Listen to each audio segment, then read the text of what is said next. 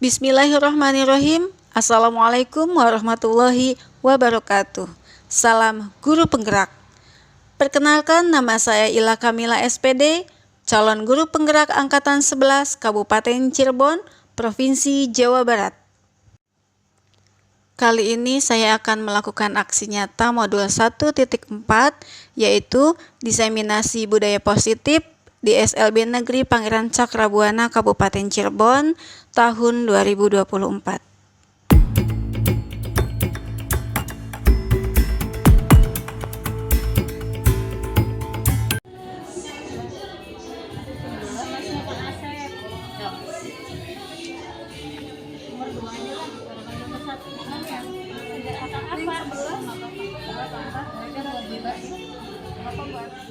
Nomor saya tidak apa-apa Bu.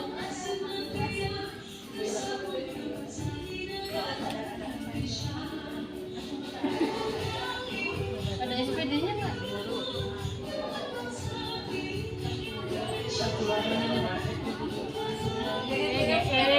Nggak usah isi.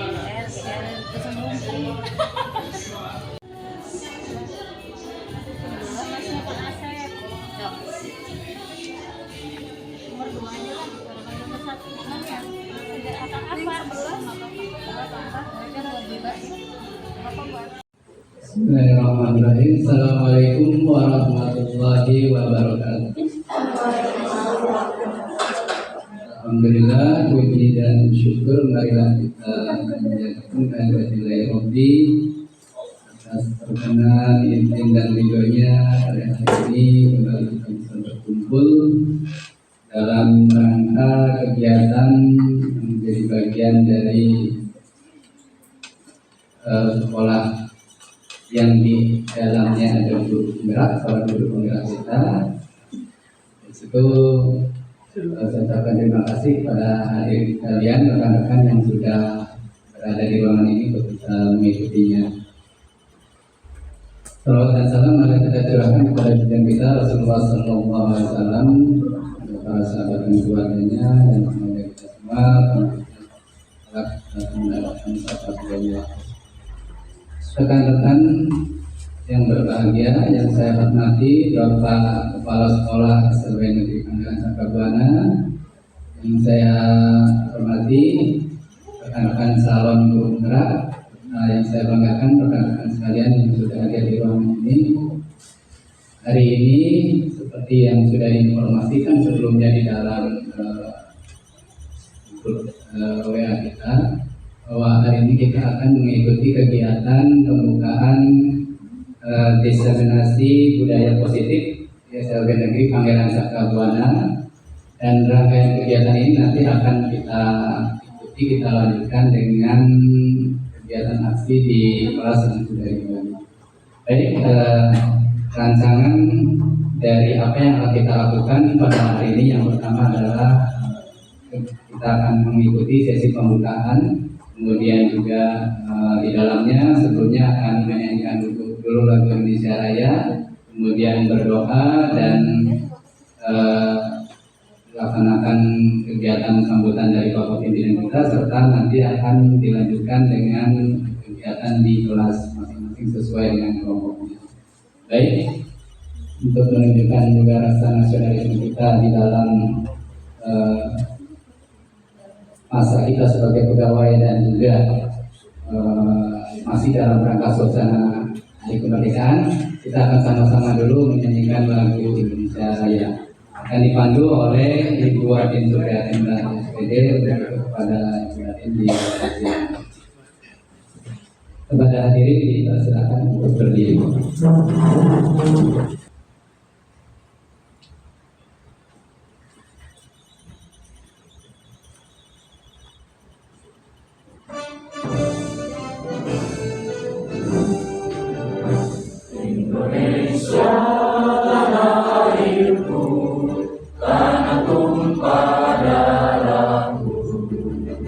Di sanalah aku berdiri, jadi pandu ibuku.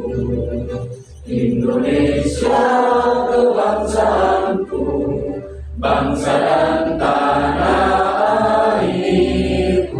marilah kita berseru, Indonesia bersatu.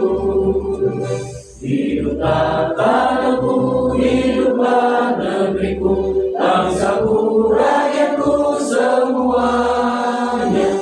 Bangunlah jiwanya, bangunlah badannya, untuk Indonesia Raya. Indonesia Raya, merdeka, merdeka, tanahku, negeriku yang ku cinta. Indonesia Raya, merdeka, merdeka, hiduplah Indonesia Raya. Indonesia Raya, merdeka, merdeka, tanahku, negeriku yang ku cinta. Indonesia Raya, merdeka, merdeka, hiduplah Indonesia Raya.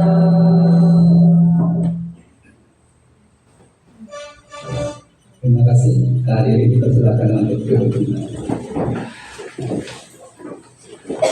Untuk menyempurnakan rangkaian kegiatan yang akan kita ikuti, selanjutnya adalah pembacaan doa yang akan dipandu oleh Bapak Muhammad Abdul Rahim, SPDI. Itu dipersilakan.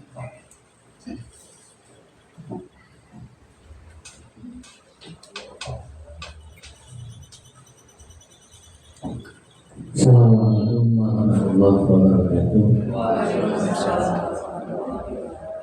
A'udzubillahi minasyaitonir rajim. Bismillahirrahmanirrahim. Alhamdulillahirabbil alamin. Allahumma shalli wa sallim wa barik ala nabiyyina Muhammadin wa ala alihi wa ashabihi ajma'in. Allahumma ya Allah, Allahumma ighfir lil muslimina wal muslimat wal mu'minina wal mu'minat al-ahya'i minhum wal amwat, innaka sami'un qaribun mujibud da'wat. Ya Hayyu ya Qayyum. Allahumma rabbana amanna bima anzalta wa ittaba'na ar-rasula faktubna ma'asy syahidin. Ya Allah, ya Rabb kami, pada siang hari ini kembali kami menundukkan kepala untuk memohon kepadamu keberkahan pada diri kami. Ya Allah yang Maha Pemurah, mudahkanlah kami dalam menjalankan kewajiban. Jadikanlah kami hamba-hambamu yang bertakwa kepadamu ya Allah. Rabbana innana sami'na munadiyan yunadi lil iman an aminu bi rabbikum fa amanna. Rabbana faghfir lana dhunubana wa kaffir 'anna sayyi'atina wa tawaffana ma'al abrar. Allahumma inni 'ala dzikrika wa syukrika wa husni ibadatik. Rabbana zalamna anfusana wa illam taghfir lana wa tarhamna lanakunanna minal khasirin.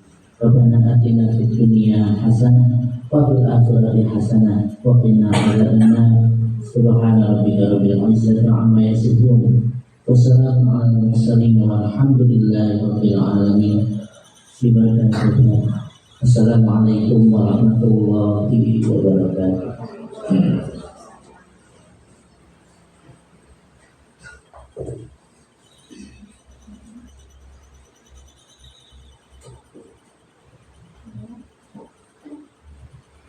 Baik, selanjutnya adalah sambutan sekaligus pembukaan yang akan disampaikan oleh Bapak Kepala Sekolah Abdullah SPDI MPD di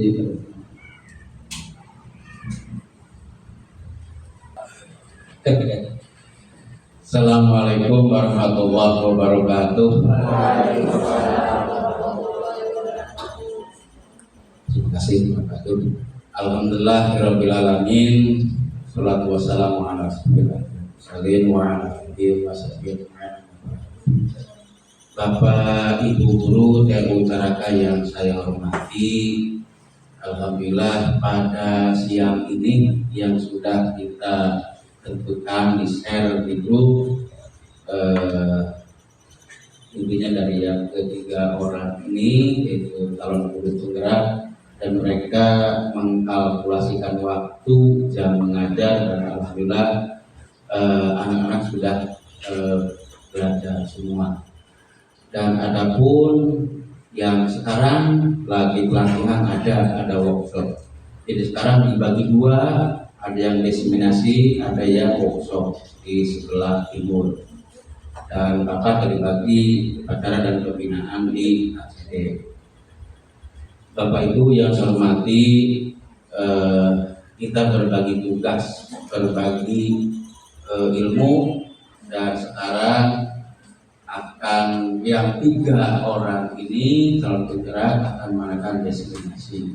Tentunya ini ada target ya, destinasi ini target atau sasaran, yaitu supaya nanti objeknya adalah siswa, makanya dengan guru-gurunya dibagi 3 kelompok dengan guru-gurunya di kelompok-kelompok, maka nanti akan mempermudah menyebar, mengaplikasikan pengetahuannya pada anak-anak. Nah, destinasi ini merupakan salah satu tugas dari guru penggerak ya, apalagi budaya baik begitu. Nanti akan diimplementasikan tentunya kepada anak kita yang dampak positifnya kepada sekolah. Nah, sebetulnya budaya baik itu kita rata-rata sudah melaksanakan, sudah apa yakin sudah, karena ini budaya baik sudah dilaksanakan, apalagi ini sasarannya itu ke perilaku, kebiasaan sehari yang positif, model dari dulu sudah ada yang digaungkan sama Agim itu, senyum, sapa, salam dan yang lainnya kan gitu ya. Terus pinjam dari teman, gak usah dikembalikan lagi kan gitu. Harus ya, harus dikembalikan lagi kan gitu ya. Terus sudah, hanya kita belum tertata gitu, belum terstruktur. Dan ini berbuku ini yang di depan nanti 3 orang ini sesama, masih satu living lah, satu profesi guru, makanya ini dinamakan sama aja di pembelajaran andragogi gitu ya. Kalau belajar andragogi ini merupakan pembelajaran sesama gitu, makanya merasa kita tidak lagi diajarin. Kalau misalnya searah kesannya terus gede diajaran, bisa tahu enggak, jadi nanti akan interaktif antara kita ini ya, yang sampai satu arah dan sekali lah kan itu. Jadi ini targetnya itu tetap budaya baik. Sudahlah, kali kemarin sudah apa namanya Jabar Masagi ya, Masagi dan yang lain-lainnya. Nah ini tentunya salah satu dari tokoh Barat juga itu ya, bukan hanya budaya baik, juga rasa aman, rasa macam-macam di Maslow ada itu ya, rasa nyaman, rasa terutama perutnya kalau udah tenang aman gitu ya, kebutuhan dasarnya apa, terus ya macam-macam. Makanya di sekolah kadang di sini suka pingin juga, makan juga, ini merupakan pengetahuan Maslow juga gitu ya, adalah pokoknya kita diterapkan di sini semuanya itu sudah diterapkan. Hanya kita akan mereka ini akan membangkitkan kembali, mereview kembali yang sudah lupa gitu. Nah, yang sesama yang sudah lupa adanya kita ingatkan.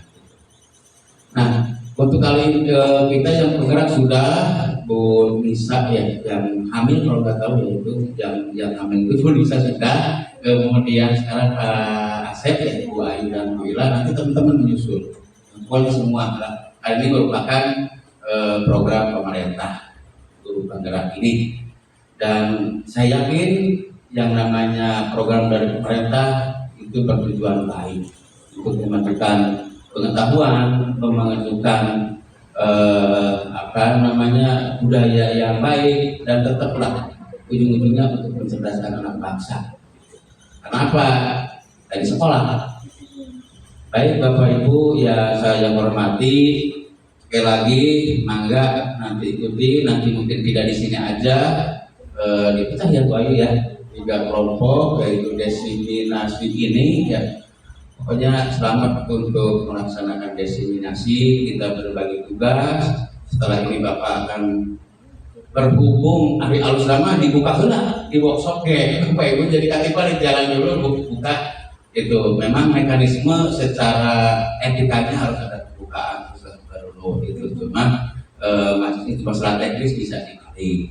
Sekali lagi selamat melaksanakan diseminasi. Semoga teman-teman kita bisa take and give lah.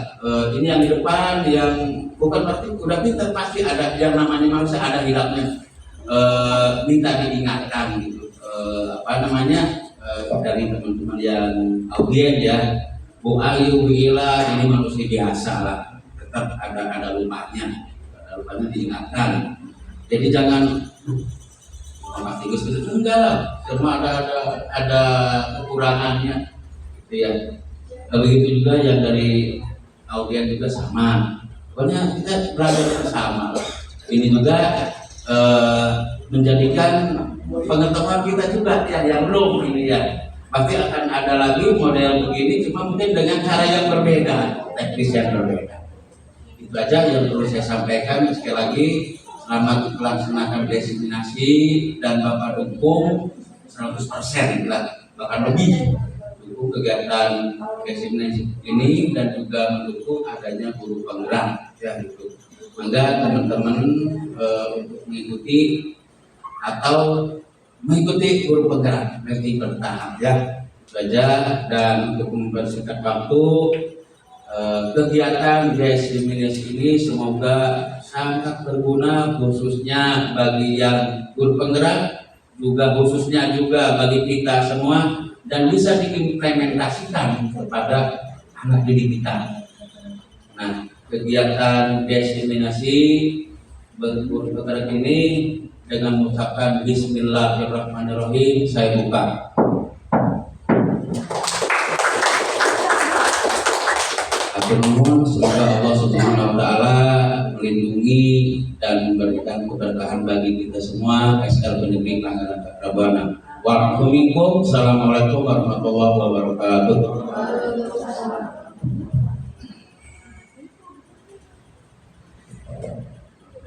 Terima kasih kepada Bapak Kepala Sekolah yang sudah memberikan sambutan sekaligus membuka kegiatan diseminasi budaya positif di SLB Negeri Pangeran Cakrabuana.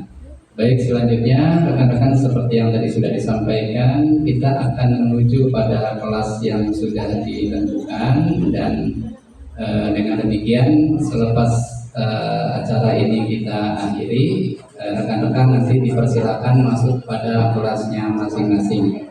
Demikian apa yang bisa saya lakukan dalam memandu kegiatan lakukan ini. Saya akhiri. Wassalamualaikum warahmatullahi wabarakatuh.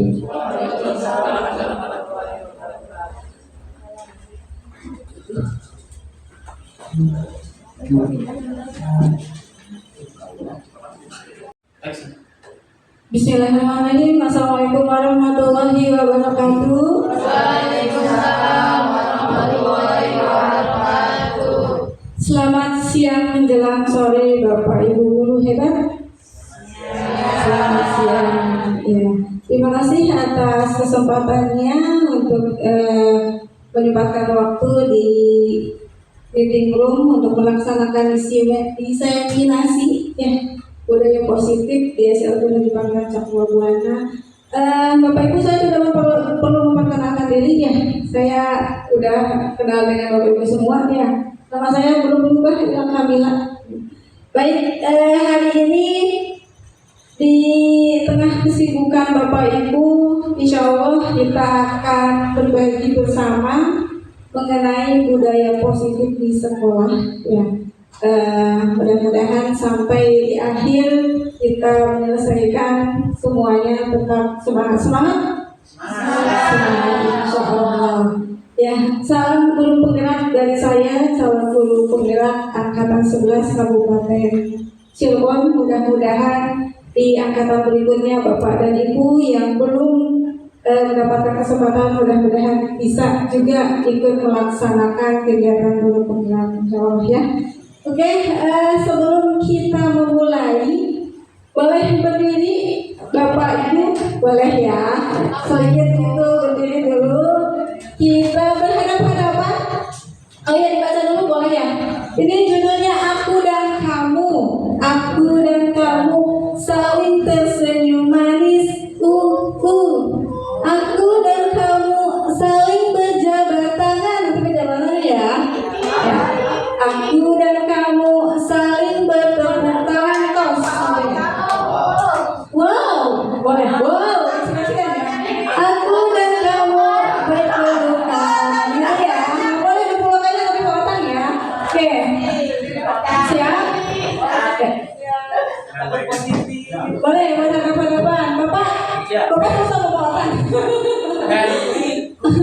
Ya.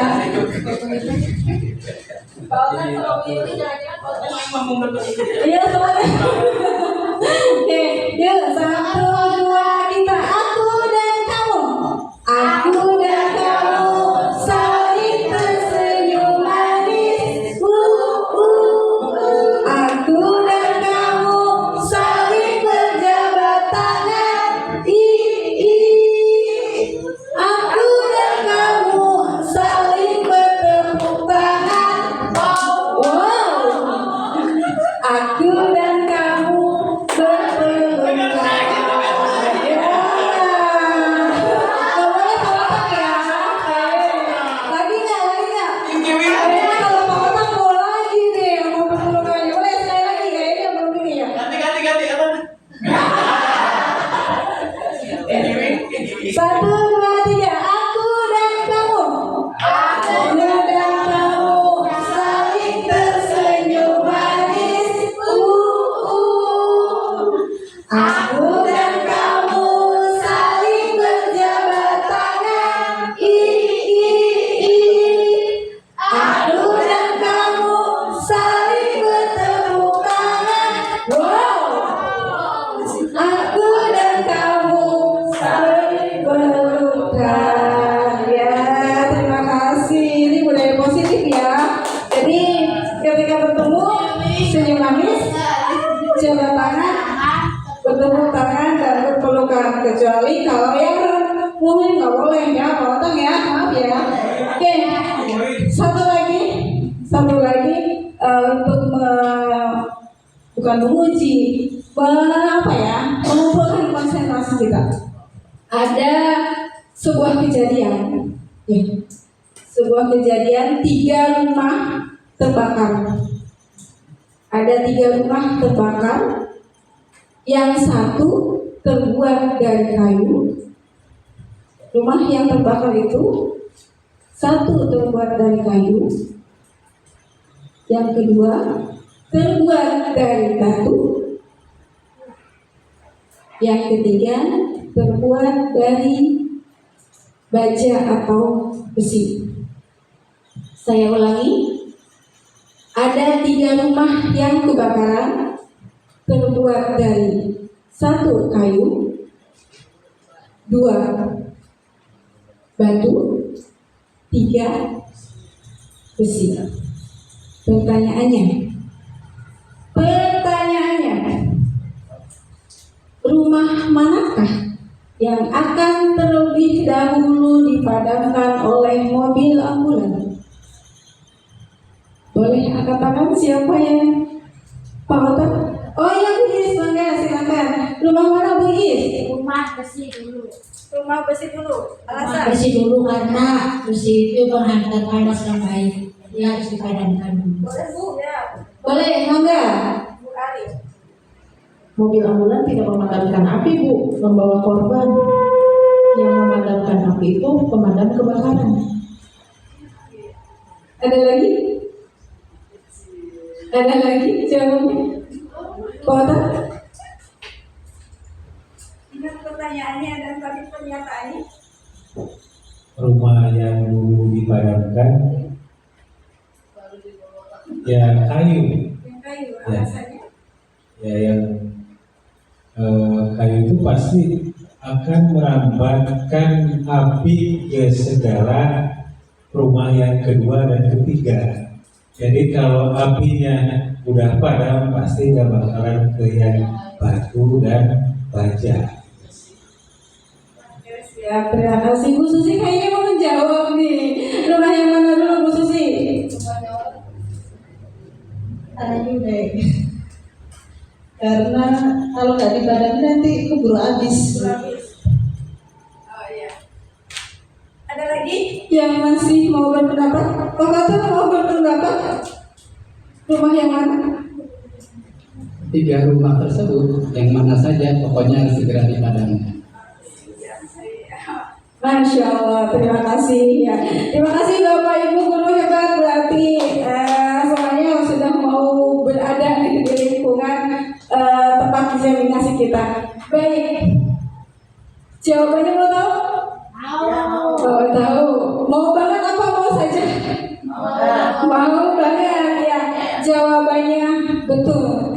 tadi. Tidak ada yang dipadamkan oleh mobil ambulan, karena mobil ambulan itu bukan untuk memadamkan api. Yang memadamkan api itu pemadam kebakaran. Iya, terima kasih ya teman-teman kita semua, Masya Allah. Ya, sudah mulai nih kayaknya ada presentasi. Jangan tegang Bapak Ibu, saya juga santai-santai saja ya ini. Kayak kesepakatan forum kita mau seperti apa di forum diseminasi kali ini. Kayak yang pertama pasti menghargai siapapun. Yang kedua menjadi pendengar yang baik. Yang ketiga aktif dalam diskusi. Boleh, mangga ada yang mau punya ide lain lagi untuk kesepakatan kita di forum kali ini.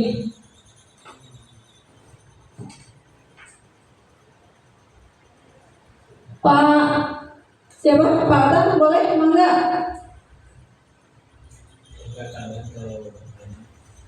Mengangkat tangan ketika akan bertanya. Saya tulis dulu ya.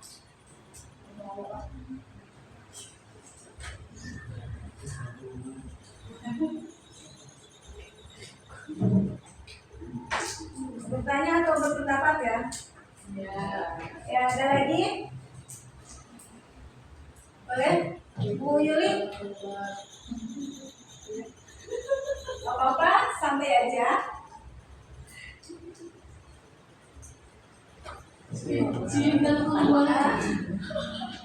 Enggak, mau ada kesepakatan apa? Izin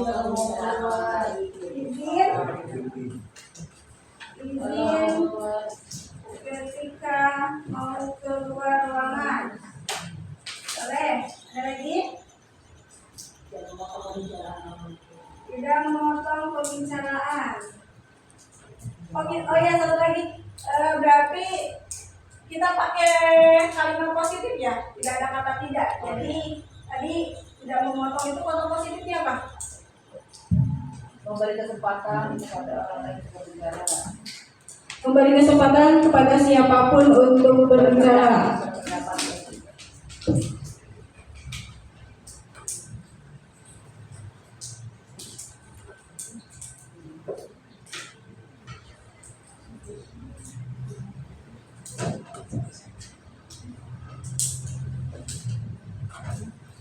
Ada lagi? Bu Ari? Selesai tepat waktu. Selesai tepat waktu.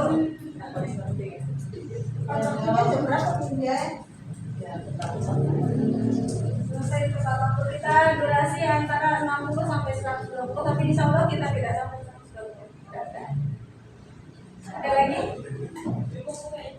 Cukup? Sesang ya? Ya, betul. Serius santai. Serius namun santai. Ya, Pak Betul nggak apa-apa? Enggak. Sesang. Ya, karena sudah membawa teh bucuk ya Pak ya? Banyak minum ya, Bu. Serius tapi santai. Jangan santai, Bu. Oh, apa? Serius Tapi santai. dan Serius dan santai. oh, pembelajaran serius dan santai. Forum ya, forum apa? Forum serius dan santai. Cukup ya? Oke. Baik, saya ulangi kesepakatan forum kali ini. Yang pertama, menghargai siapapun. Yang kedua, menjadi pendengar yang baik. Yang ketiga, aktif dalam diskusi. Yang keempat, mengangkat tangan ketika akan bertanya atau berpendapat. Kemudian yang kelima, izin ketika mau keluar ruangan. Yang keenam, memberi kesempatan kepada siapapun untuk berbicara. Yang ketujuh, selesai tepat waktu, insya Allah nggak akan sampai maghrib. Yang kedelapan, forum serius dan santai, boleh nggak apa-apa. Insya Allah nanti akan ada ice breaking juga ya. Oke, kalau begitu kita sudah bisa memulai kegiatan ya. Satu hal nih, ya, yang ingin saya tanyakan terlebih dahulu kepada Bapak Ibu mengenai budaya positif. Pertanyaannya adalah, apakah ini untuk diri kita sendiri ya? Apakah selama ini Bapak Ibu sudah menjadi guru yang baik. Bukan untuk orang lain, untuk diri kita, diri sendiri, ke dalam hati kita. Lalu bagaimana guru yang baik itu? Ada yang mau berpendapat? Boleh, silahkan.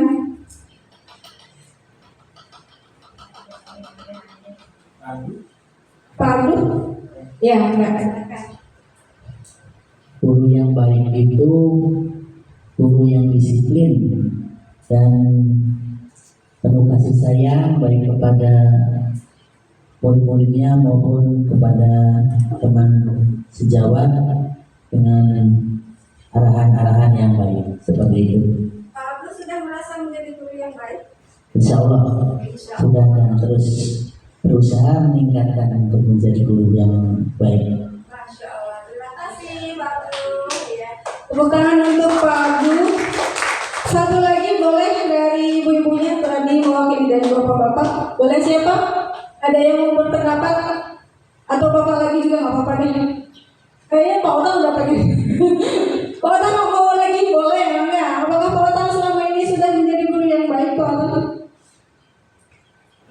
Menurut saya sudah lumayan baik. Lumayan. Indikator lumayan itu dari ya keseharian mungkin sudah menjadi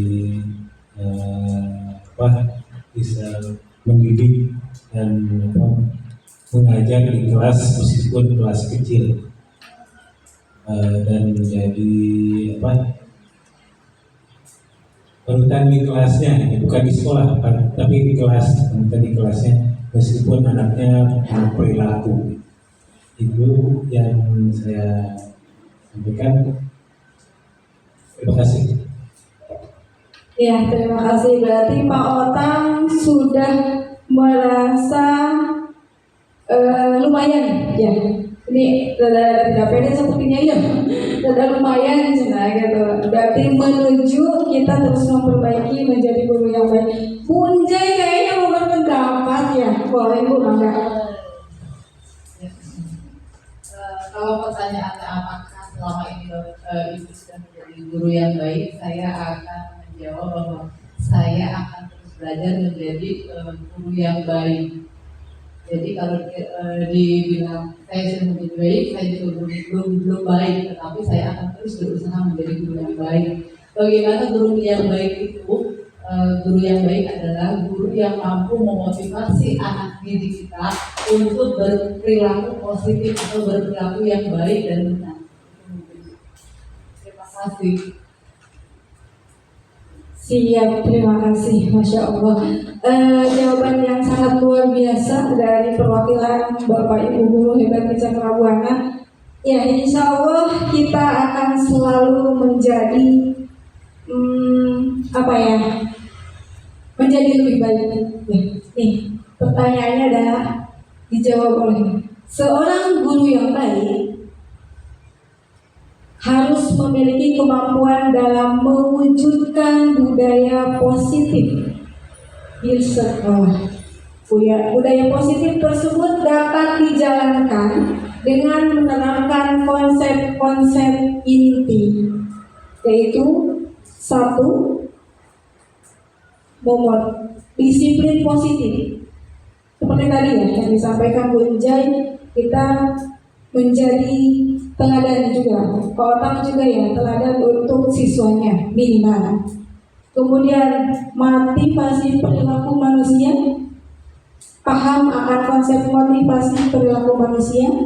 Kemudian keyakinan sekolah atau keyakinan kelas. Kemudian posisi kontrol manusia, kebutuhan dasar manusia, dan segitiga restitusi. Saya yakin Bapak Ibu dari ke-6 ini sudah ada yang tidak asing lagi dengan kata-kata ini. Tapi ada mungkin yang masih ada asing ya, atau baru mendengar. Kita akan bahas satu persatu. Baik, sebelumnya saya buka ke slide berikutnya. Ada yang tahu tentang apa itu budaya positif?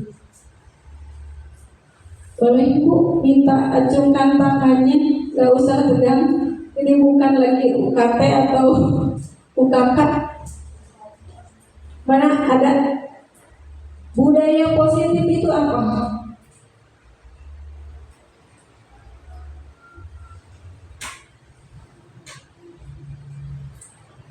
Bu Ari mau berpendapat?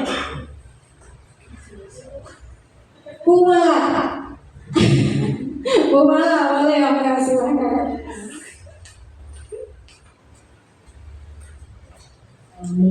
Disiplin budaya positif ya Bu, menurut saya. Oh, disiplin positif kan, kalau positif itu kan berarti kebiasaan-kebiasaan baik yang dilakukan baik oleh murid atau guru selama di sekolah dan bisa dipertanggungjawabkan apa yang telah dilakukannya itu. Kebiasaan baik yang sudah biasa dilakukan Di sekolah dan bisa dipertanggungjawabkan. Setuju? Ada pendapat lain boleh? Pak Fatur nih biasanya penganalisis teoristik. Boleh Pak Fatur? Ya, disiplin positif ya itu sebuah nilai ya, nilai ataupun juga kebiasaan yang baik, yang kritis, yang dilakukan bisa menumbuhkan dan mengembangkan nanti rasa hormat ataupun tanggung jawab pada diri sendiri maupun juga pada lingkungannya. Ya, baik, terima kasih. Berarti bertanggung jawab terhadap diri sendiri dan lingkungannya. Sama tadi seperti yang disampaikan Bu Mala juga ya, bertanggung jawab minimal di sekolah, minimal untuk dirinya sendiri, untuk anak-anak luar biasa. Ada pendapat yang berbeda barangkali Bu Is? Sama dengan Kumala, Sama dengan Bu Mala, apa tuh?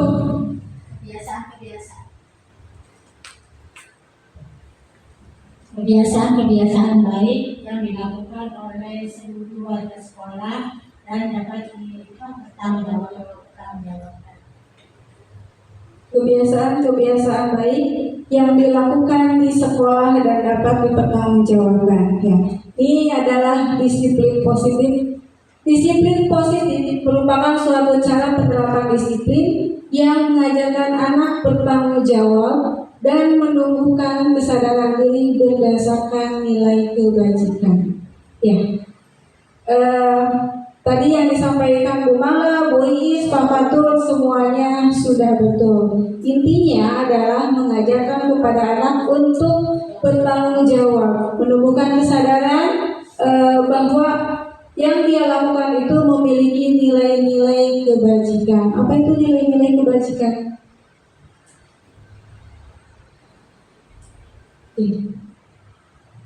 Disiplin positif lebih ke arah disiplin diri yang dapat mengontrol diri dalam melakukan tindakan. Disiplin positif lebih ke arah disiplin diri yang dapat mengontrol diri dalam melakukan segala tindakan. Jadi bukan hanya satu, tapi semua.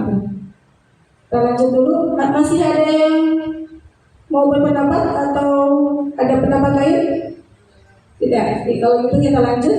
Disiplin dapat membuat murid memahami dan menyadari berdasarkan motivasi internal, bukan akibat paksaan, ujian, ataupun hukuman. Ya, jadi disiplin ini, disiplin positif ini lebih ke menumbuhkan bahwa bukan karena termotivasi itu bukan dari luar, bukan karena orang lain, bukan karena saya akan dihukum, bukan karena saya akan mendapat imbalan, tapi karena saya menyadari bahwa ada nilai-nilai kebajikan yang harus saya lakukan dalam bersikap, dalam berperilaku seperti itu. Kalau masih hanya karena pujian, paksaan, ataupun imbalan, berarti kita harus kembali mengulang atau menganalisis apakah itu termasuk disiplin positif atau tidak. Ya. Ya. Tadi nilai-nilai kebajikan, kalau kita kaitkan dengan kurikulum Merdeka, kita tahu bahwa di kurikulum Merdeka itu ada 6 karakter yang harus di miliki oleh pelajar Pancasila. Boleh Bu Nur bisa menyebutkan ke-6 itu apa saja?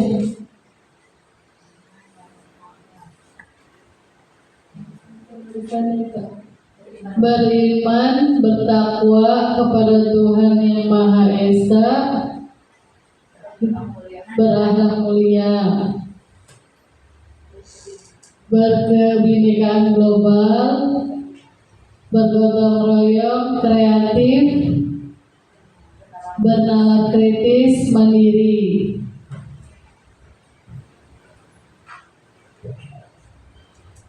Terima kasih Bu Nur. Ya, betul yang disampaikan Bu Nur tadi bahwa sikap atau nilai-nilai kebajikan tersebut sudah kita rangkum di kurikulum Merdeka, yaitu profil pelajar Pancasila yang menyangkut itu 1, karakter beriman bertakwa kepada Tuhan Yang Maha Esa, berakhlak mulia. Ini kebajikannya yang pertama, berarti berketuhanan. Kemudian yang keduanya berkebinekaan global, memiliki budaya, menjunjung tinggi nilai-nilai budaya di Indonesia Nusantara. Kemudian yang ketiga bergotong royong.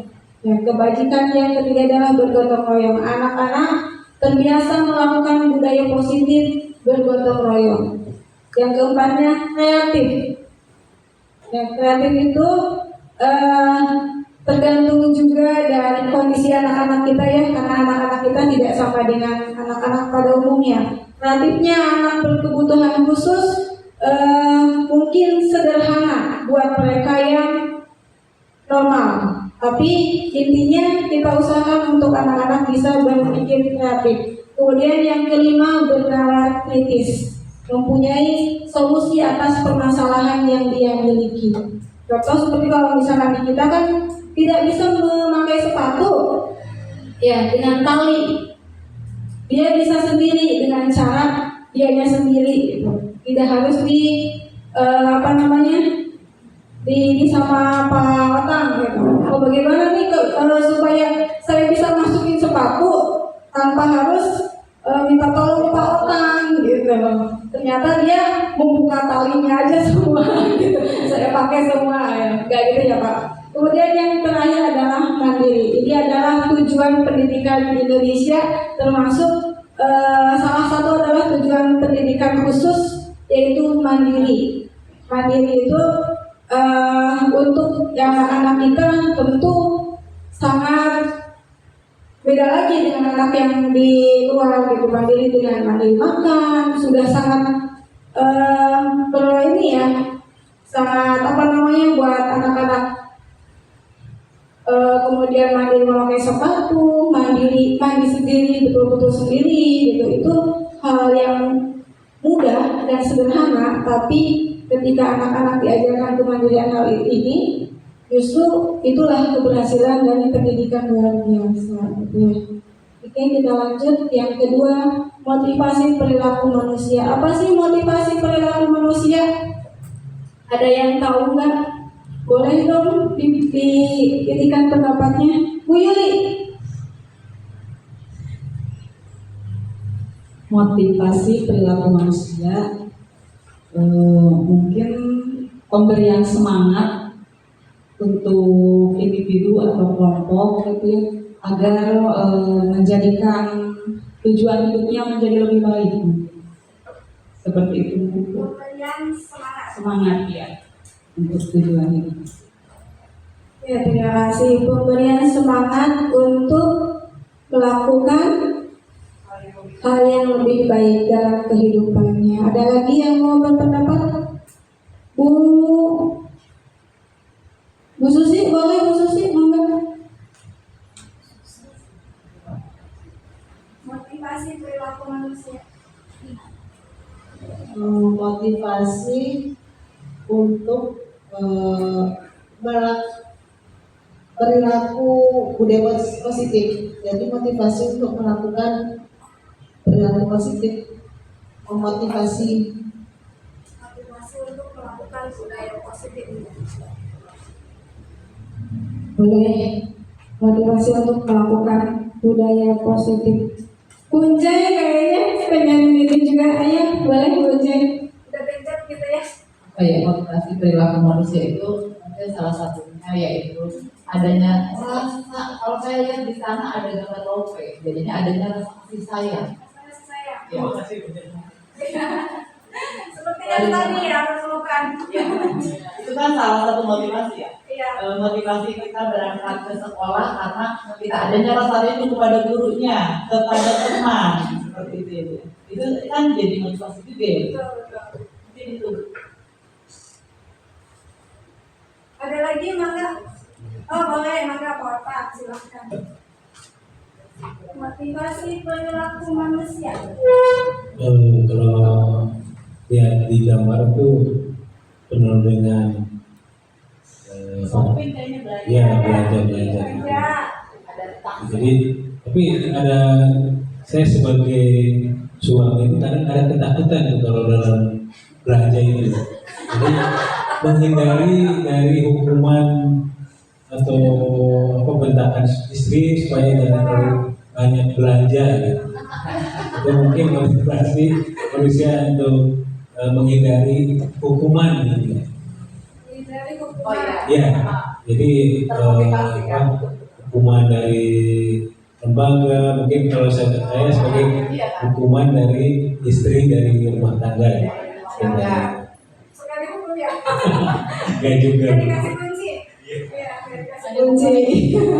Jadi intinya adalah melakukan sesuatu tanpa adanya untuk menghindari hukuman, gitu. Melakukan sesuatu untuk menghindari hukuman. Kalau tadi Punjai karena rindu, ya karena ada sesuatu yang ingin saya keluarkan dalam diri saya. Wis, kayaknya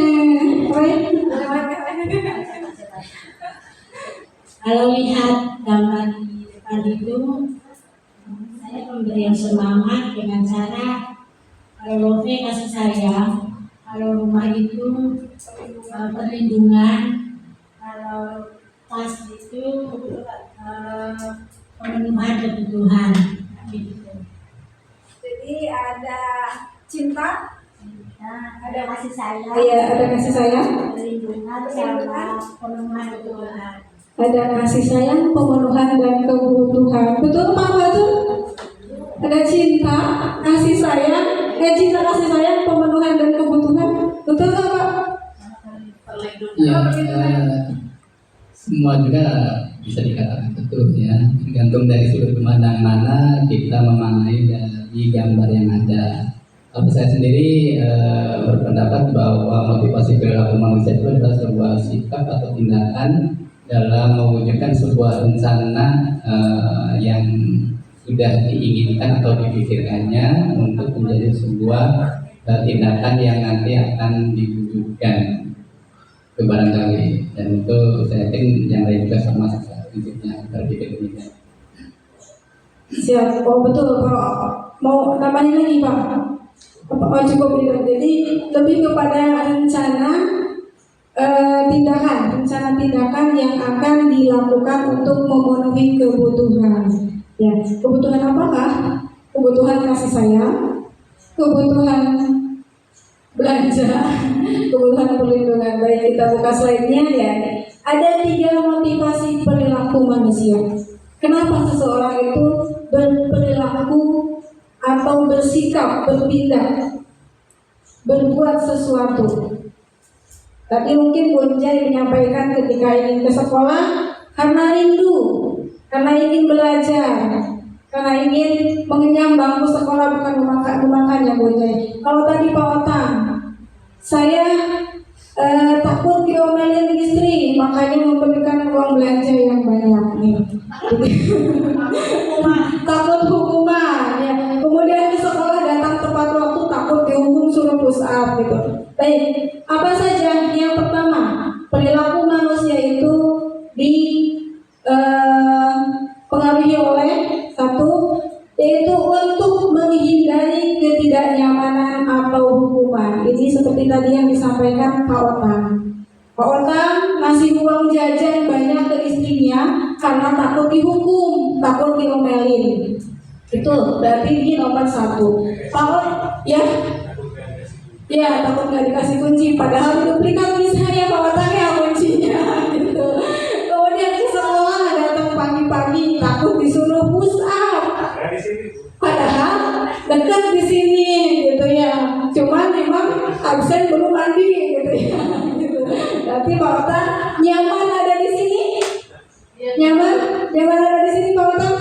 Nyaman, baik. Selanjutnya yang kedua, perilaku manusia itu ya termotivasi untuk mendapatkan imbalan atau penghargaan dari orang lain. Profit benefit itu. Iya, profit benefit gitu. Jadi kalau nggak dapat penghargaan, saya tidak akan melakukan apa-apa. Saya tidak akan melakukan hal positif atau saya tidak akan bergerak gitu. Ketika mungkin untuk anak-anak kecil ya, ayo nih sini ini dikasih balon. Jadi motivasinya hanya sekedar saya ingin mendapatkan balon tersebut. Ketika sudah balonnya tidak ada ya udah diam. Sama ketika manusia berperilaku pun ada ya orang dewasa gitu. Ketika untuk mendapatkan imbalan atau penghargaan dari orang lain. Dan kedua ini termasuk motivasi dari luar, yaitu motivasi eksternal. Ya, mana antara satu dan kedua yang lebih sering kita laksanakan? Nomor 1, menghindari ketidaknyamanan. Masuk ada lampu merah, berhenti karena takut ditilang. Betul. Kemudian kalau yang kedua agak jarang ya. Kalau misalkan nggak ada hukuman, nggak ada penghargaan, nggak masalah gitu. Tapi ketika ada hukuman, saya akan lebih giat begitu. Oke, nggak apa-apa. Selanjutnya yang ketiga, motivasi yang ketiga dipengaruhi oleh untuk menjadi orang yang mereka inginkan dan menghargai diri sendiri dengan nilai-nilai yang mereka percaya. Jadi tidak dipengaruhi oleh hukuman, tidak juga dipengaruhi oleh imbalan. Jadi betul-betul dari dirinya sendiri untuk menjadi orang yang mereka inginkan dan menghargai diri sendiri dengan nilai-nilai yang mereka percaya. Gitu. Saya datang pagi-pagi tidak perlu harus diancam, tidak harus mendapatkan hadiah. Itu adalah motivasi yang dari dalam diri sendiri, itu yang paling utama gitu. Cuma memang di antara yang itu terutama anak-anak berkebutuhan khusus juga mungkin agak sedikit ini ya, agak sedikit harus kita pantik dulu bagaimana supaya motivasi itu betul-betul dari dalam dirinya sendiri. Tapi saya yakin Bapak Guru Ibu hebat yang ada di Cakrabuana bukan karena ketidaknyamanan, bukan karena penghargaan dari orang lain.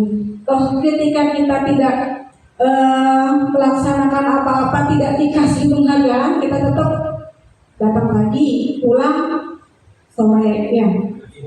Karena itu, berarti ini karena ini kok kan gitu yang ini ya, udah nggak apa-apa lah. Tapi biasanya di antara 1 dan 2 ini tidak akan bertahan lama. Ketika aturan itu sudah tidak berlaku, ketika penghargaan itu sudah tidak akan ada lagi, stop, berhenti di situ. Tapi ketika di dalam diri sendiri, internal, intrinsik, tanpa harus itu pun kita tetap melaksanakan kebajikan atau nilai yang kita percaya tersebut. Begitu ya Bapak Ibu. Insyaallah saya ingin Bapak Ibu akan ketika 1 dan 2 hari ini masih mempengaruhi, besok lusa ternyata aku harus seperti itu. Ya, siap berproses. Lanjut. Udah materi kedua mau ice breaking, boleh berdiri lagi ya. Sepertinya sudah mulai ngantuk. Tidak, sekarang tidak berpeluk-pelukan, saya mau cobain aja. Bergerak siapin dulu ya.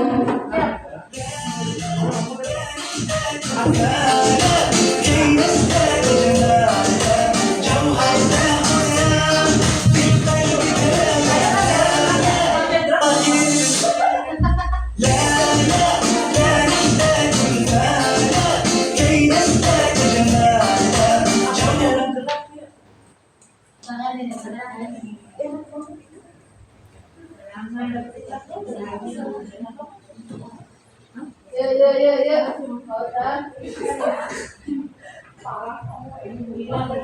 Kita lihat di sini ya.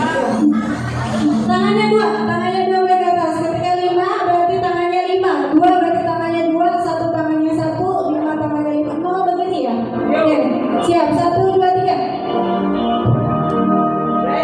لأجاريهم قلدت ظاهر ما فيهم فبدوت شخصا آخر كي أتفاخر وظننت أنا أني بذلك حزت غنى فوجدت أني خاسر فتلك مظاهر لا نحتاج المال كي نزداد جمالا جوهرنا هنا في القلب جلالا نرضي الناس بما نرضاه لتحالا ذاك جمالنا يسمو يتعالى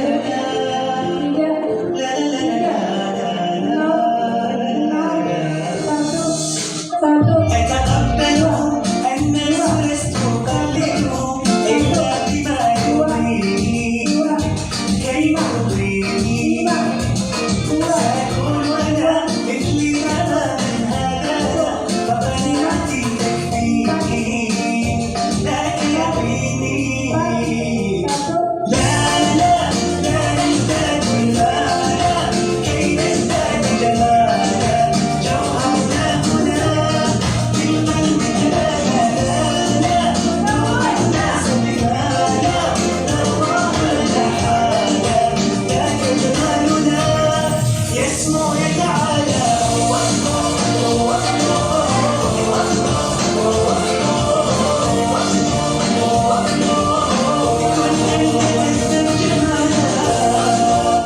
Dan sudah mulai ini lagi, pengen bergaya lagi, pengen main nanti yang ketiga ya Pak ya. Oke, nah kita lanjutkan lagi. Tadi koordinasinya udah sama belum? 5, 2, 1 ternyata ada yang bukan 5, 2, 1 gitu ya Pak. Gini. Ya nggak apa-apa, yang penting kita bergerak. Iya betul. Oke Bapak Ibu, saya lanjut lagi. Sudah ice breakingnya, tinggal ice creamnya. Yang keempat, tadi udah 2 ya. Yang ketiga. Yang ketiga adalah keyakinan sekolah atau keyakinan kelas. Ada yang tahu Bapak dan Ibu apa itu keyakinan sekolah? Ada yang boleh? Monggo silakan Pak Utang.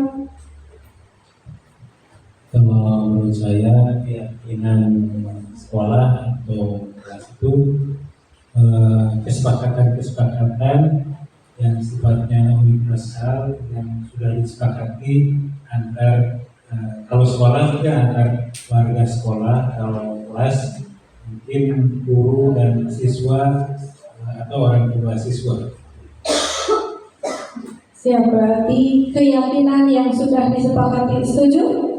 Atau ada yang mau menambahkan? Boleh? Mau menambahkan? Bisa dalam kesepakatan atau peraturan-peraturan yang dibuat oleh guru atau sekolah untuk siswa atau di dalam kelasnya. Ada nanti kan ada harus mencuci tangan setelah makan atau berdoa sebelum belajar dan sesudah belajar. peraturan yang dibuat oleh guru atau sekolah ya. Gitu. Setuju? Setuju? Boleh, maka silahkan. Ibu Ari. Keyakinan sekolah atau kelas menurut saya kesepakatan yang dibuat bersama dengan penuh tanggung jawab dan dilaksanakannya itu atas kesadaran sendiri, jadi tanpa paksaan. Siap, berarti bukan atas paksaan, atas kesadaran sendiri untuk melaksanakan kesepakatan tersebut. Lebih kepada kesepakatan. Kalau tadi ini saya lihat ada sedikit perbedaan. Kalau Bu Mala tadi menyampaikan peraturan yang dibuat oleh guru atau sekolah untuk siswa. Kalau ini lebih kepada kesepakatan antara ya kesadaran yang dilakukan oleh murid. Ya, ini ada yang tahu nggak peraturan dengan keyakinan atau kesepakatan itu sama atau enggak? Ada yang punya pendapat? Misalnya ada dua nih, betul nggak sama peraturan dengan keyakinan? Boleh, boleh, sangat boleh Pak, sangat boleh. Kalau menurut saya itu agak sedikit beda ya antara peraturan dengan keyakinan. Jadi kalau keyakinan gitu, kalau peraturan itu biasanya itu sifatnya itu lebih ke umum, keyakinan itu lebih ke khusus. Artinya kalau itu udah kita yakin antara semua warga itu akan dijalankan keyakinan itu. Meskipun peraturan di atasnya itu agak bertentangan, itu tidak jadi masalah. Jadi lebih kepada sifat universal dan khususnya ya. Kalau peraturan itu lebih ke umum, keyakinan itu lebih ke khusus. Ya, memang ternyata berbeda Bapak Ibu peraturan dan keyakinan itu. Selama ini kita diatur oleh tata tertib ya. Peraturan-peraturan pemerintah tentang ini tanpa ada kesepakatan dengan yang akan melaksanakan peraturan itu. Betul seperti yang disampaikan Bu Ari juga tadi bahwa keyakinan sekolah itu ya disepakati bersama antara guru dan siswa dengan anak-anak yang akan melaksanakan. Kalau peraturan lebih kepada yang membuatnya memang guru atau kepala sekolah atau pihak sekolah. Jadi anak-anak tidak diikut sertakan untuk membuat keyakinan-keyakinan tersebut. Jadi intinya kalau peraturan itu anak-anak hanya tinggal melaksanakan, mau tidak mau harus. Dan itu yang kita laksanakan seperti kita kebanyakan. Dan itu bukan tidak salah, tetapi untuk sekarang itu menjadi anak-anak lebih terpaksa tadi melakukan bukan karena kesadaran sendiri. Tapi ketika dengan keyakinan kelas disepakati bersama, anak-anak dengan sukarela melaksanakan tanggung jawab. Apa yang sudah disepakati di sekolah ini, ngedanya itu guru berperan dalam mewujudkan terbentuknya keyakinan sekolah atau keyakinan kelas dengan adanya kesepakatan antara guru dan murid. Jadi mungkin kita juga perlu kembali ya mengkaji ulang. Tadi di awal kita menyampaikan keyakinan kolom sama keyakinan sekolah dan keyakinan kelas itu kita sepakati bersama di kelas itu di sekolah itu. Mau apa nih kesepakatannya? Mau masuk jam 8, oh berarti udah kita ini kan masuk sekolah jam 8, pulang jam 9, tapi tetap berada di ring yang seharusnya gitu. Bukan pengen ini aja, kita sebagai guru tetap berperan untuk mewujudkan terbentuknya keyakinan tersebut. Ya udah terserah anak gitu. Kemudian ketika sudah disepakati dilaksanakan bersama-sama, tanggung jawab bersama-sama gitu. Jadi anak nggak merasa, siapa dah saya nggak merasa membuat peraturan tadi, nggak merasa membuat tata tertib. Seringnya mungkin Pak Otang juga ya, sambil candaan gitu. Siapa yang membuat peraturannya kan bukan saya, nggak mesti dong saya melaksanakan gitu. Karena nggak berdasarkan keyakinan dan tanggung jawab ini sendiri gitu, jadi melaksanakan itu. Jadi mungkin setelah ini Bapak dan Ibu guru hebat kembali mengkaji ulang tata tertib di kelasnya, itu keyakinan atau peraturan. Kalau masih peraturan, yuk sama-sama bersama-sama walaupun sedikit gitu ya, baik itu dengan guru dengan murid dan dengan orang tua boleh kita dikomunikasikan gitu. Jadi tidak memaksa. Kemudian keyakinan sekolah atau keyakinan kelas berupa pernyataan universal yang mudah diingat dan dipahami dan harus ditetapkan di lingkungan sekolah. Seperti tadi, tidak ada kalimat negatif. Jadi seperti tidak boleh memakai celana pendek. Yang ada anak memakai celana pendek. Emang kenapa sih kalau saya memakai celana pendek? Gak masalah kan? Yang ada di sininya tidak boleh, misalkan tidak boleh merokok di lingkungan sekolah. Emang kenapa harus nggak boleh? Yang ada kan di situ ada pertanyaan. Tapi kalau misalkan dirikannya apa ya? Menjaga kebersihan lingkungan sekolah dari asap rokok, misalkan. Menjaga berpakaian sopan dan rapi. Berarti di otaknya itu kepikiran bahwa oh iya saya harus berpakaian sopan dan rapi. Bagaimana sopan dan rapi itu berarti kan tidak memakai celana kolor ke sekolah, karena itu bukan yang rapi gitu ya otak. Kayak tadi bahas di awal tidak menggunakan kalimat negatif. Selanjutnya, nah ini contoh keyakinan sekolah. Ini keyakinan kelas yang saya buat ya. Ini untuk disiplinnya kelihatannya, tapi boleh nanti disetkan saya ininya. Kemudian yang ini keyakinan kelas 6 SD 4 Sadar, hadir tepat waktu. Ya. Berdoa sebelum dan sesudah belajar. Tidak ada kata-kata negatif ya. Menjaga kebersihan kelas dan sekolah. Bersikap jujur, saling menolong, menghormati dan menyayangi. Jadi di otaknya saya harus berbuat ini nih, bukan tidak bolehnya. Kemudian belajar dengan sungguh-sungguh. Juga nih, punya kelihatan juga ya, boleh nanti saya share lainnya ya. Tuh, untuk keyakinan kelas. Yang keempat, kebutuhan dasar manusia. Orang punya kebutuhan apa Bu? Pak. Kalau di sini saya butuh kasih sayang, cinta. Yuli mungkin? Ya, Bu Yuli mungkin butuh apa? Butuh, ya yang pertama mungkin butuh kesehatan. Saat ini ya Bu ya, ya untuk berjuang. Butuh dolar pastinya, ya Mas guys. Oh nggak laku dolar.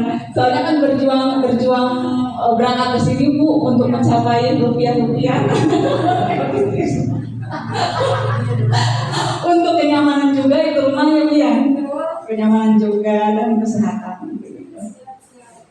Kakak tuh buka apa? Kakak tuh butuh minum boleh? Ya, kebutuhan dasar. Ada apresiasi, penghargaan, pengakuan, kemudian apa ya? Banyak sih sebenarnya.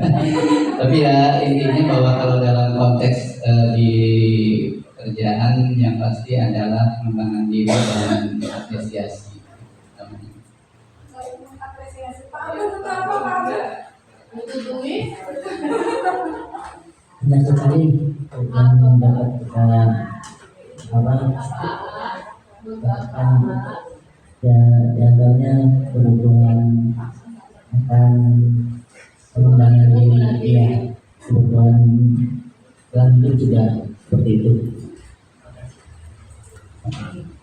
Terima kasih Ibu. Ini tadi butuh apa? Kayak dengan butuh sesuatu ya. Yang pertama saya butuh kasih sayang.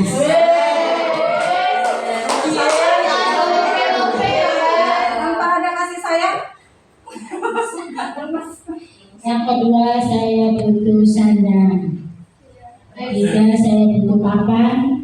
Yang keempat saya butuh uang. Yang terakhir saya butuh kesehatan. Tapi sejujurnya sih yang pertama harusnya kesehatan menurut saya. Cinta. Uang dulu terus cinta. Pokoknya seluruh cinta katanya kasih saya, masya Allah. Iya betul. Kalau kita dulu waktu zaman kita 3 kebutuhannya, sandang, pangan, papan gitu ya. Yang sandang itu kita dikasih sayang, baju gitu ya. Pangan, makanan, papan, rumah gitu ya. Nyamannya. Oke, mari kita lihat apakah itu kebutuhan dasar manusia.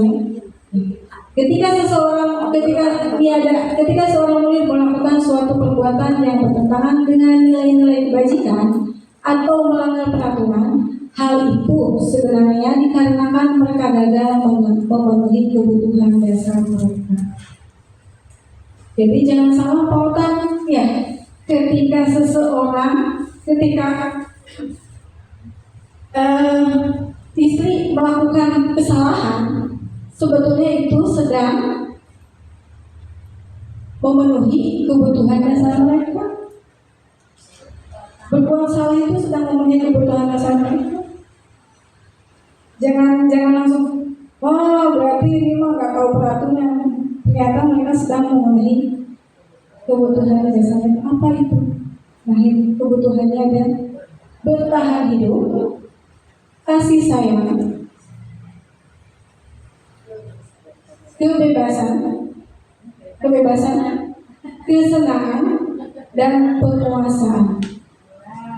Ada 5: bertahan hidup, kasih sayang, kebebasan, kesenangan, dan penguasaan. Hanya itu sebetulnya.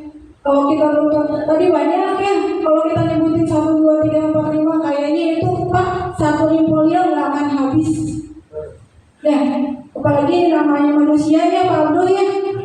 Nah, kalau kita irikan dengan nafsu banyak sekali yang kebutuhannya, tapi kita lakukan ternyata hanya ada 5. Ya, ini tahan hidup, kasih sayang, kebebasan, kesenangan, dan penguasaan.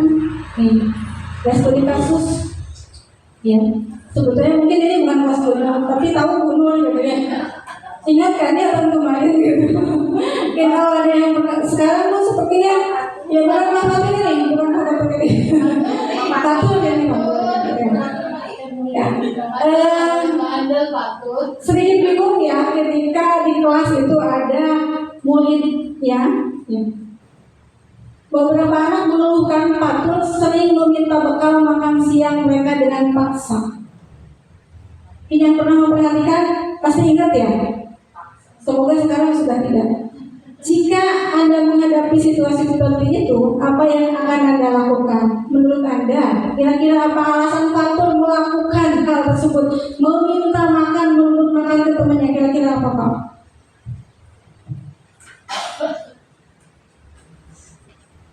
Alasan Batur melakukan itu ya ingin mengganggu temannya gitu. Jadi ya isengannya gitu, iseng untuk mengganggu, meminta dengan paksa. Jadi ada semacam kepuasan mengganggunya nih, menurut saya. Berarti kalau tidak kita kaitkan ke yang tadi, itu apa kebutuhannya, apa penguasaan, kesenangan, dan senang mengganggu orang itu. Ya. Ada yang punya pendapatnya lain? Boleh Bunjai, kenapa Patul meminta makanan? Karena Patul tidak membawa makanan ke sekolahnya. Ternyata Patul ada. Mungkin Patul juga yaitu apa namanya, dia ingin aja mengganggu temannya. Mungkin Patul pengen makanan yang milik temannya itu. Jadi Supaya diperhatikan Betul Pak. Pengakuan dari teman-temannya yang lain. Jadi kan dia iseng tuh, ntar dia bilang, teman yang lainnya bilang ke wali kelasnya, oh ini jadi kan diperhatiin sama wali kelasnya, jadi perhatikan namanya. Iseng dan butuh pengakuan. Kita tanyakan sama Bapak Tony sendiri ya. Bapak Tony kenapa Pak mengganggu orang minta makan? kayaknya semuanya benar. Ya bisa jadi sih bahwa memang apa yang tadi disampaikan rekan-rekan itu betul ke arah sana gitu. Tapi ada satu tambahan lagi barangkali bahwa apa yang dia miliki saat ini berkaitan spesifik dengan jenis makanannya itu tidak sevariatif yang dimiliki oleh teman-temannya, sehingga dia memiliki rasa penasaran untuk bisa mendapatkan juga. Selain tadi, misalnya masalah perhatian, masalah mungkin apa kasih sayang ataupun segala sesuatu yang lain. Siap, baik. Kita analisis dari 5 kebutuhan dasar manusia tadi ya. Kita nggak bisa langsung menjudge bahwa fatur itu ternyata nakal, nggak bisa langsung menjudge itu. Atau kamu nakal, nggak boleh kayak gitu, nggak bisa. Kita lihat dulu kebutuhannya apa. Alasan yang pertama yaitu fatur lapar dan orang tuanya tidak membawa bekal makan siang. Maka kebutuhan dasar yang sedang ia usahakan yaitu kebutuhan bertahan hidup. Tadi yang disampaikan Bun Jain ya, bahwa ternyata Fatur nggak membawa bekal. Dia sedang memenuhi kebutuhan dasar hidupnya, mempertahankan hidupnya untuk tetap hidup makan. Kemudian alasan yang kedua, Fatur merasa senang karena teman-temannya jadi memperhatikannya. Dengan dia menarik makanan temannya, dia senang gitu karena teman-temannya akhirnya memperhatikan dia. Ketika temannya melaporkan tindakan itu kepada guru dan guru memberitahu kepada orang tuanya, sehingga orang tua Fatur pun memperhatikan dia. Maka kebutuhan dasar yang sedang dipenuhi Fatur adalah kasih sayang dan rasa diterima. 2. Ternyata yang hanya sekedar ngambil makan aja udah ada 2 alasan. Ingin mempertahankan hidup, ingin mendapatkan kasih sayang dan rasa diterima. 2. Jawaban yang ketiga, teman Fatur menjadi takut dengan dia dan menuruti keinginannya. Maka sebetulnya Fatur sedang berusaha memenuhi kebutuhan dasarnya akan kekuasaan. Dia senang gitu ketika melihat temannya takut dan akhirnya ya udah nih buat kamu udah dengan tangis itu ya udah apa udah. Dia ngerasa senang gitu melihat orang lain gini tuh. Akhirnya takut senang banget saya orang menjadi patuh sama saya, kata Fatur. Ya Pak. Sebenarnya itu sedang memenuhi kebutuhan dasar tentang kekuasaan. Yang keempat, Fatur merasa bosan dengan bekal makanan yang dibawa ibunya. Ini seperti yang disampaikan Lilis ya. Karena ibunya selalu membawakan bekal yang sama. Oleh karena itu, dia ingin mencoba makanan temannya yang beraneka ragam. Maka Fatur sedang berusaha memenuhi kebutuhan akan kebebasan. Bosen saya tuh makanan itu aja tuh, pengen yang lain. Bosen saya tuh di kelas aja tuh, pengen belajar di luar. Ketika protes anak-anak tuh, bukan berarti dia nggak menuruti, mungkin dia bosan. Itu yang keempat. Dan yang terakhir, kelima,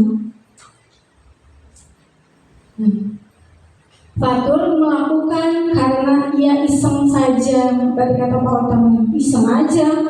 Dan ia menikmati ekspresi wajah-wajah temannya yang kesal karena diambil makanannya dan menurutnya itu lucu. Maka Fatur sedang berusaha memenuhi kebutuhan akan kesenangan. 5-5-nya itu kebutuhan dasar dia dipenuhi. Karena ngambil itu aja. Yang mana kira-kira? Makanya ketika ada hal ini, ada kasus seperti ini, kita nggak bisa langsung kamu kurang makannya, ya udah saya kasih aja makanan, nggak bisa gitu. Kita lihat dulu dia sedang apa nih, memenuhi kebutuhan yang mana? Apakah kelima-limanya atau hanya salah satu saja? Sudah yang kelima ya, yang keempat ada ice breaking lagi kayaknya. Tapi yang sampai sini Bapak Ibu bisa paham ya?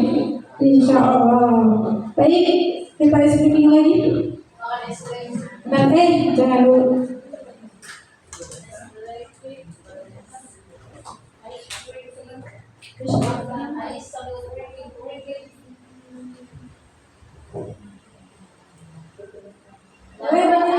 Bapak Ibu?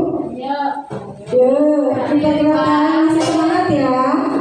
Kita melakukan senam maju mundur. Nah, boleh di samping Pak, di samping situ, di tengah, di sana 4. Ya, ada berapa nih?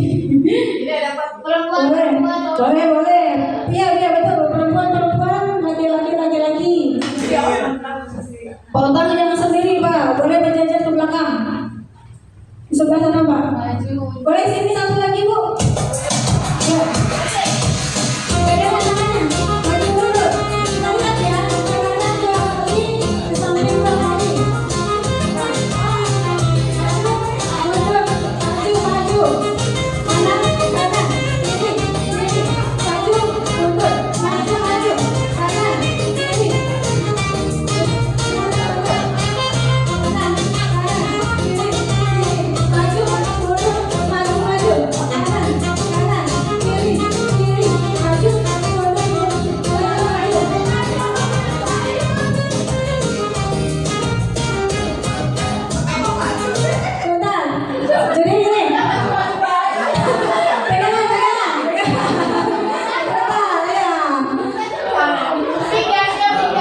Pegangnya dulu, pegangan biar sama, pegangan ke depan. Ya, jadi kanan 2 kali, kiri 2 kali, ya, maju 1 kali, mundur 1 kali, maju 2 kali. Ya, kanan, kiri, maju, mundur, maju, kanan, kiri, maju, mundur, maju. Oke, nah ya. Ya, 1, 2, 3.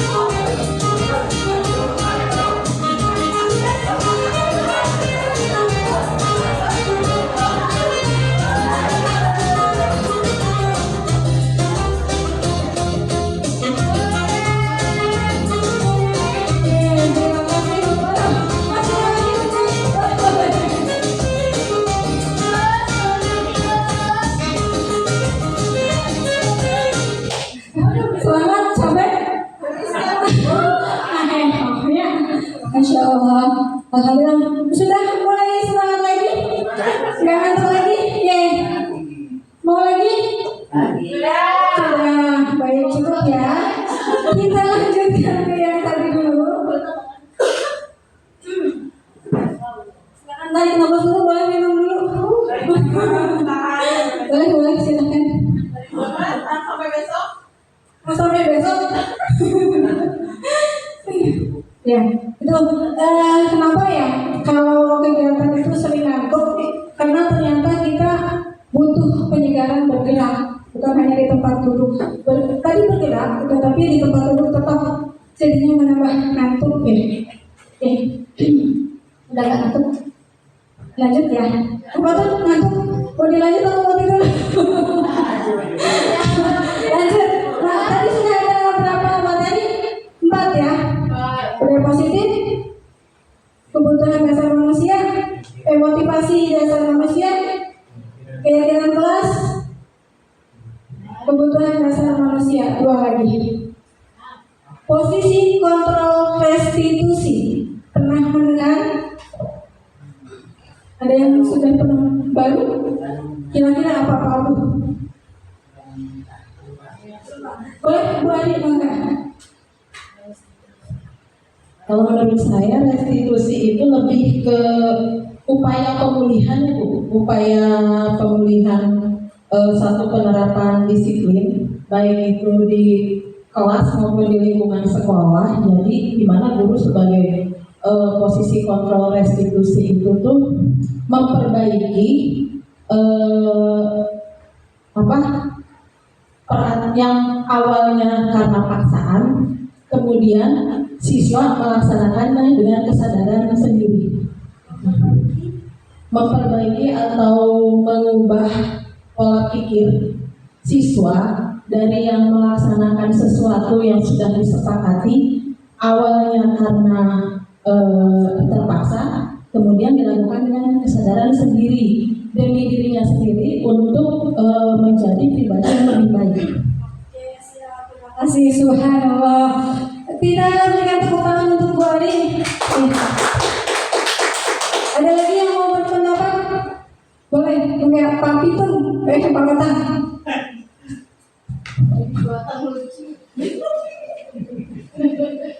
Terima kasih atas kesempatannya.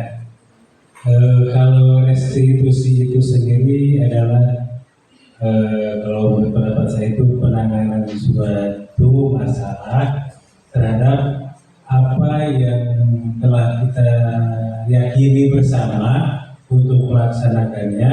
Ketika ada suatu salah seorang atau salah tiga, salah dua yang melanggar dari keyakinan kelas atau sekolah kita, maka dengan restitusi itu kita dapat menanganinya. Ya, salah ngomong ya Pak. Jangan salah ngomong ya Pak. Restitusi. Jadi lebih kepada nanti menangani masalah ya, ke arah yang penanganan masalah. Punjai. Saya melihat dari restitusi sendiri ya. Kalau melihat dari kata restitusi itu adalah sama dengan ganti rugi. Restitusi itu menurut saya ganti rugi. Tapi saya akan menjelaskan bahwa posisi kontrol restitusi itu adalah memperbaiki kesalahan. Jadi seperti itu. Memperbaiki kesalahan. Ada lagi? Betul ya. Menurut Bu Unjai, Pak Otang, dan Bu Ari, semuanya sudah betul. Intinya, ya, ada 5 kontrol, posisi kontrol guru. Kita sebagai guru itu harus bisa atau biasanya ya, sebagai penghukum, sebagai pembuat merasa bersalah, kemudian sebagai teman dan pemantau juga manajer ketika menyelesaikan sebuah masalah. Betul tadi kata Pak Otang, Bu Ari dan Bu Unjai bahwa restitusi itu adalah penyelesaian masalah. Kita ada di mana? Biasanya guru itu sebagai penghukum, sebagai pembuat merasa bersalah, sebagai teman, pemantau atau manajer. Baiknya yang mana? Apakah semuanya harus ada atau hanya salah satu? Ketika ada tadi restitusi, ada posisi kontrol yang tadi ya. Contoh, ketika motivasi guru berbuat identitas gagalnya menghindari hukuman sebagai penghukum, menghardik dan menunjuk-nunjuk, menyakiti, menyindir. Itu kalau sebagai penghukum. Pembuat rasa bersalah, menceramahi dan mengatakan seharusnya kamu tidak boleh seperti itu. Ibu kecewa. Biasanya kayak gitu ya. Kita sebagai orang tua. Kemudian identitas keberhasilannya sebagai teman itu membuat alasan-alasan untuk muridnya. Ini untuk pemantaunya menghitung dan mengatur, menghitung dan mengukur. Kemudian di identitas menghargai diri sendiri sebagai manajer, mengajukan pertanyaan-pertanyaan. Jadi sebaiknya kita ada di mana? Dari penghukum, pembuat rasa bersalah, teman, pemantau atau manajer. Alasannya? Di sini posisi guru sebagai pengontrol siswa, pemantau, mengontrol siswa, manajer sebagai mengontrol siswa. Lebih efektif ketika menjadi pemantau. Mengontrol siswa manajernya Bu. Ada lagi? Sebagai manajer ya, siap kita buka ya. Posisi kontrol restitusi. Di antara kelima posisi kontrol tersebut, sebaiknya seorang guru menggunakan posisi sebagai manajer. Jadi betul tadi kata Bu Ali bahwa ketika suatu permasalahan guru mengajukan pertanyaan, bukan langsung menghukum. Mengajukan pertanyaan kenapa coba seperti ini, gitu. Atau misalkan ketika itu nggak langsung ngejudge, kamu sudah melanggar aturan, balik. Kamu sudah melanggar peraturan, dipecat. Tidak bisa seperti itu ya. Dan adalah kita harus bisa sebagai manajer. Sebagai manajer, guru dapat berbuat sesuatu bersama murid, mempersilahkan murid bertanggung jawab dan mendukung murid agar dapat menemukan solusinya. Solusinya bukan dari kita, tapi dari murid sendiri. Jika anak kesiangan, kenapa kesiangan? Kesiangan. Boleh nanti kalau misalnya ini ada beberapa contoh kasus ya di YouTube juga yang sudah saya hasilkan. Ketika mendapatkan permasalahan di kelas kenapa kesiangan, kita nggak bisa langsung salah. Kita lihat dulu apa penyebabnya, apa konsekuensinya, apa yang kamu bertanggung jawabkan. Ketika murid sudah menyadari hal itu, akan lebih bertanggung jawab murid melaksanakan tugas-tugasnya. Seperti itu. Bukan dari kita solusinya. Kita hanya kalau misalkan memberikan solusi hanya masukan. Gimana kalau begini? Gimana kalau seperti itu? Selain itu, posisi manajer mengacu pada restitusi yang dapat menjadikan murid sebagai manajer bagi dirinya sendiri sehingga dapat tercipta identitas positif pada diri siswa. Ya. Betul Bu, tadi sebagai manajer supaya dia pun bisa memilih dirinya sendiri, tidak hanya karena aturan atau suruhan dari orang lain. Oke, yang ketiga, yang keenam dan terakhir adalah segitiga restitusi. Tadi kalau tadi posisi kontrol restitusinya, nah ini ada segitiga restitusinya. Yang ketiga, ketika menemukan permasalahan, yaitu tahap pertama menstabilkan identitas. Yang kedua, validasi tindakan yang salah, dan ketiga menanyakan keyakinan. Ini jadi yang pertama, ketika menemukan masalah, kita stabilkan dulu, stabilkan identitas permasalahan tersebut, kemudian memvalidasi tindakan yang salah, dan yang terakhir menanyakan keyakinan. Seperti apa?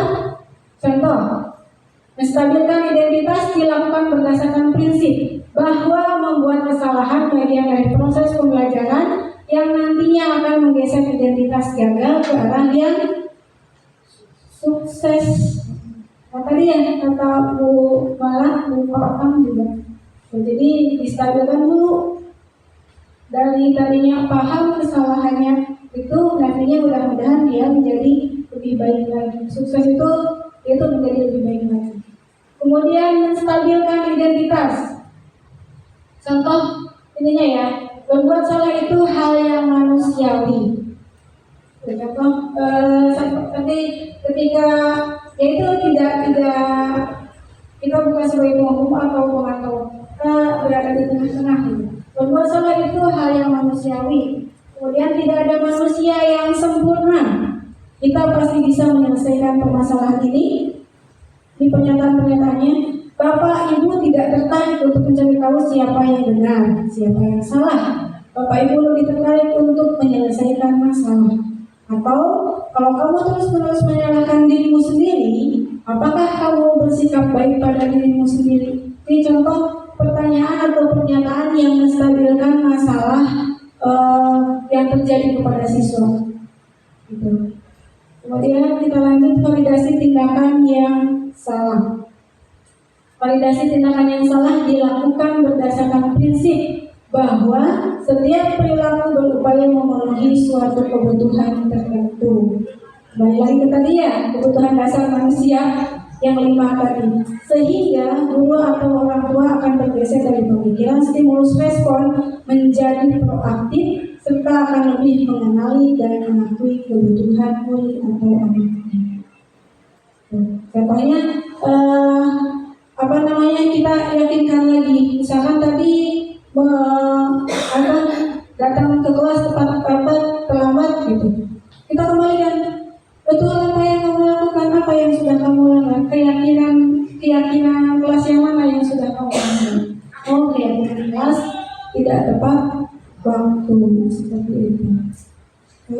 Jadi mereka menemukan solusinya.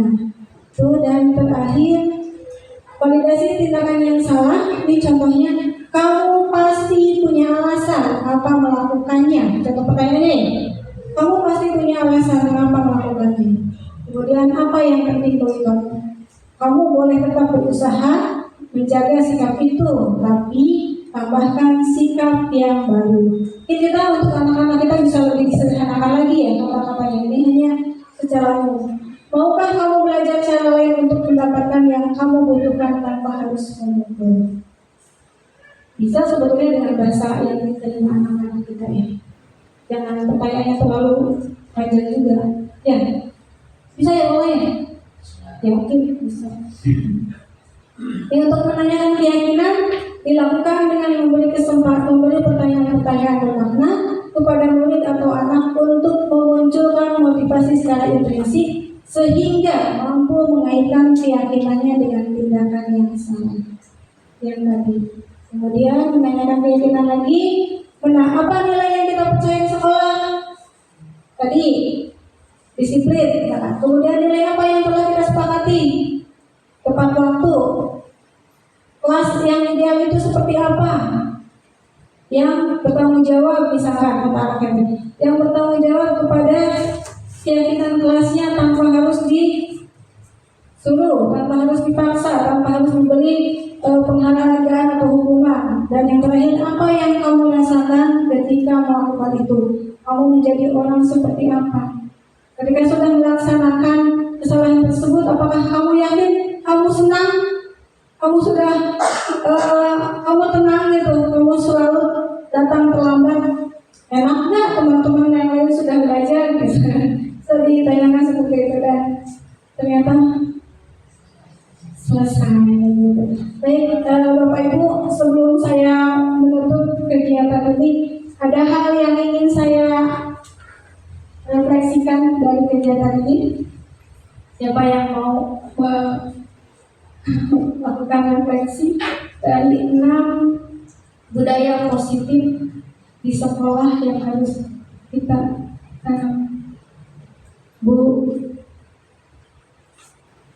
Pak Otang, refleksi ya. Menurut saya tidak ingin.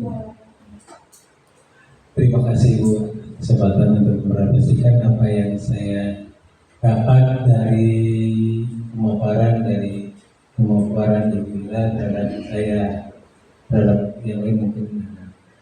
Jadi setiap individu itu mempunyai kebutuhan pribadi masing-masing.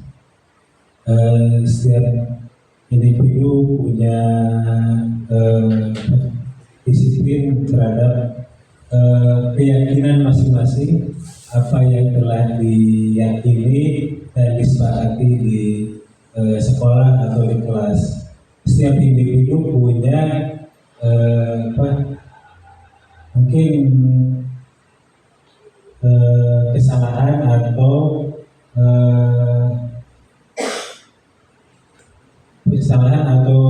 kealpaan, maka kealpaan itu dapat ditangani dengan cara restitusi. Nah, guru bertindak sebagai manajer dalam menyelesaikan restitusi itu terhadap siswanya agar kejadian yang serupa tidak terjadi kembali, yang saya dapat refleksikan.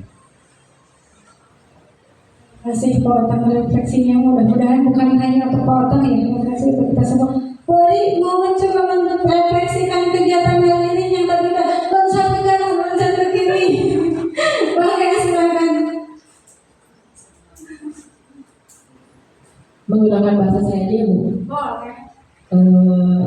Menurut saya hasil yang saya dapat dari kegiatan ini bisa saya rampungkan kalau setiap siswa memiliki kebutuhan di sekolah, memiliki keinginan, ingin juga kebebasan untuk mengekspresikan diri, melakukan kesalahan juga karena itu manusiawi, tapi menurut saya tidak penting kenapa bisa salah, tapi yang paling penting bagaimana kita sebagai guru menggunakan posisi kontrol kita untuk mengupayakan perbaikan siswa ke depannya tanpa ada paksaan. Bahwa kita guru sebagai cermin untuk siswa kita, ketika kita ingin siswa baik, kita pun harus baik.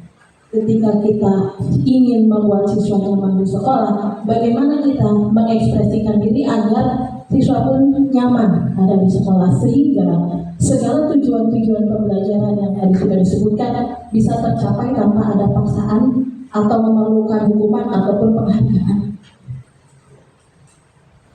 Siap, terima kasih. Sampai berkaca-kaca, saya melihat kita tepuk tangan untuk Ibu Ani.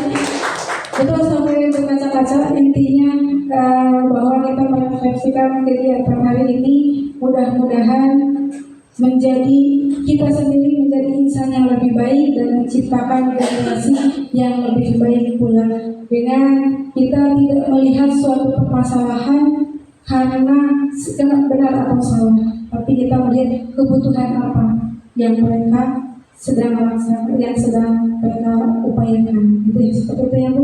Insya Allah mudah-mudahan hari ini kegiatannya bermanfaat untuk kita semua. Terima kasih banyak Bapak Ibu guru hebat, semoga bermanfaat dan kita betul-betul bisa merealisasikan di kelas dan di sekolah juga. Jangan sampai salah bahwa ternyata ya tadi pemberian penghargaan bukanlah hal yang utama untuk memberikan sebuah apresiasi kepada anak. Jangan barangkali ternyata itu adalah sebuah hukuman juga.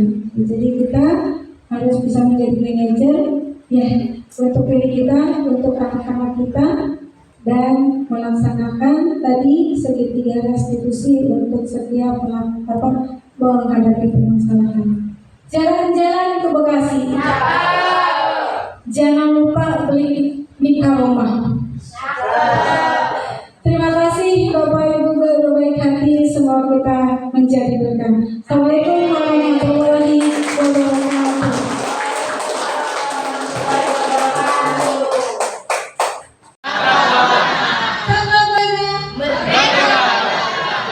Merdeka belajar.